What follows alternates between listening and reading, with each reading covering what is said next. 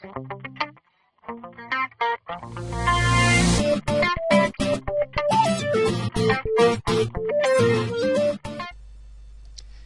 det er Peter Sø fra Computerland.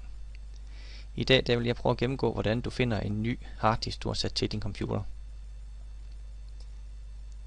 Gå ned i menuen Start, ind under Kontrolpanel, ind under System og Sikkerhed, ind under Administration, og gå ind under Computeradministration, og vælger Diskhåndtering.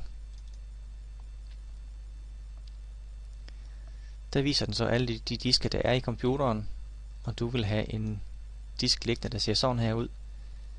Den er grundlæggende, den viser hvor stor den er, den er online, men den er ikke allokeret.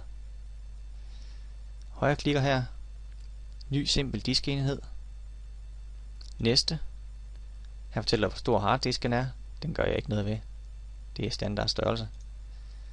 Drejebogstav, der kan du ændre, hvis du gerne have den til at hedde et eller andet end det den har foreslået selv. Lad den være ved H. Jeg vælger at formatere den. Kør NTFS, standardstørrelse, disknavn. Jeg lader den bare hedde ny diskenhed, men du kan kalde den det du nu gerne vil. Hvis det er lager, Windows, billeder eller et eller andet. Det kan du ændre her lige. Jeg udfører en ekspresformatering på den. Trykker næste. Og udfører. Nu står den så og formaterer. Nu er den så formateret. Primær partition. Jeg kan se den her lige.